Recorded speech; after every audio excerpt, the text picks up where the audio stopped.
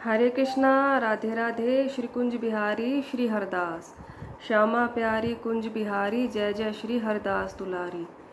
आज हम कार्तिक मास की संपूर्ण कथा के अंतर्गत अध्याय 28 का श्रवण करेंगे। तो चलिए बिना देरी किए हम कथा को शुरू कर लेते हैं। धर्मदत्त ने पूछा, हे देवगण, जय और विजय ने अपने पूर्व जन्म में ऐसा कौन सा पुण्य किया था जिससे भगवान विष्णु का रूप धारण करके वह उनके द्वारपाल हुए। गणों के द्वारा प्राचीन काल में तृणबिंदु की पुत्री देवहूति से कर्दम ऋषि द्वारा केवल देखने मात्र से ही 2 सुंदर बालक उत्पन्न हुए। उनमें से बड़े का नाम जय और छोटे का नाम अजय हुआ। बाद में देवहूति के गर्भ से कपिल देव जी भी हुए। जय और अजय दोनों ही भगवान विष्णु के बड़े भक्त और धर्मात्मा थे। दोनों ही नित्य प्रति अष्टाक्षर मंत्र का जाप करते थे और भगवान विष्णु का व्रत करते थे। भगवान भी इन दोनों भाइयों से पर अत्यंत प्रसन्न थे और नित्य पूजा के समय इनको दर्शन दिया करते थे। एक समय राजा के निमंत्रण पर देवर्षि नारद गणों सहित राजा के यज्ञ में पधारे। उस यज्ञ में जय ने ब्रह्मा और अजय ने पुरोहित बनकर यज्ञ को संपूर्ण करवाया। यज्ञ की विधि पूर्वक समाप्ति हुई। मरुत राजा ने जय और विजय को बहुत सा धन दिया। यह दक्षिणा लेकर दोनों भाई अपने आश्रम में वापस आए। धन का बंटवारा करते समय दोनों भाइयों का आपस में झगड़ा हो गया। जय ने अजय से कहा कि धन के 2 बराबर बराबर भाग होने चाहिए। अजय ने कहा, नहीं, जितना धन जिसको मिला है उतना धन उसका ही है। तब जय ने क्रोध से भरकर अजय को श्राप दिया, तुम धन लेकर नहीं देना चाहते हो, इसलिए तुम ग्राह हो जाओ। अजय ने जय को दिया हुआ श्राप स्वीकार कर लिया और जय को श्राप दिया, तू अभिमानी है, इसलिए तू हाथी हो जा।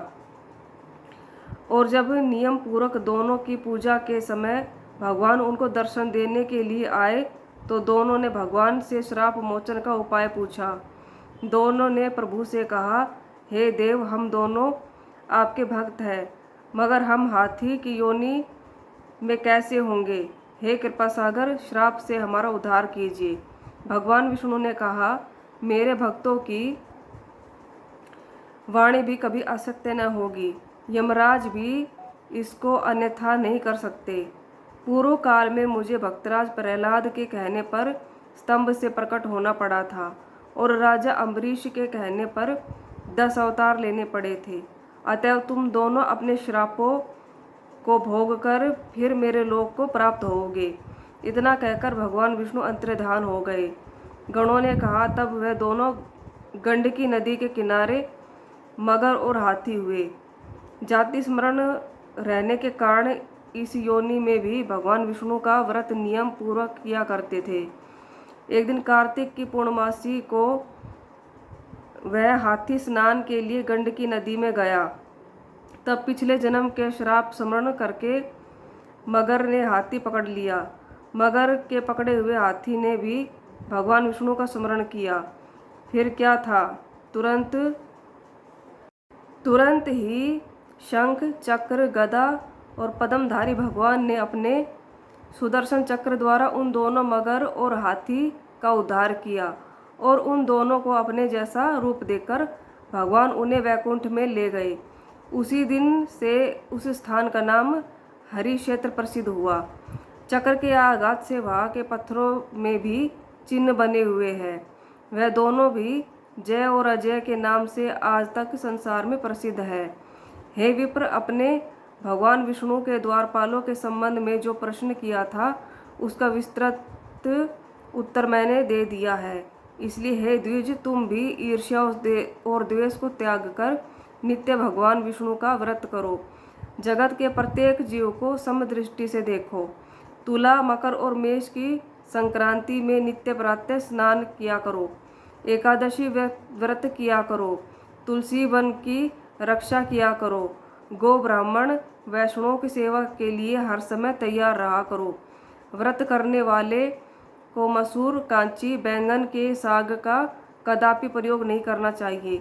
हे धर्मदत्त, ऐसा करने पर तुम शरीर त्याग के पश्चात हम लोगों के समान गति पाओगे।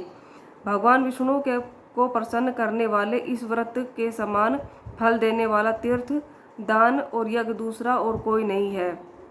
हे विप्र, तुम धन्य हो, क्योंकि तुमने विष्णु भगवान को प्रसन्न करने वाला व्रत किया है और जिसका आधा फल तुमने इस कलहा को दिया है। उसके फलस्वरूप हम कलहा को वैकुंठ के लिए ले जा रहे हैं। नारद जी ने राजा पृथु से कहा, राजन, इस प्रकार धर्मदत्त विष्णु भक्ति के उपदेश देकर धर्मदत्त को विष्णु भक्ति का उपदेश देकर कलहा को साथ लेकर विष्णु के पार्षद वैकुंठ को चले गए। धर्मदत्त भी उनके आदेशानुसार भगवान विष्णु के व्रत में तल्लीन हो गया और फिर जब उसका देहांत हुआ तो अपनी दोनों स्त्रियों के साथ विष्णु लोक को गया। हे राजन, जो कोई भी प्राचीन काल के इस इतिहास को सुनता है और सुनाता है वह अंत में विष्णु लोक को प्राप्त होता है। 28वें अध्याय की कथा यहीं पर समाप्त होती है। आप सभी को राधे राधे।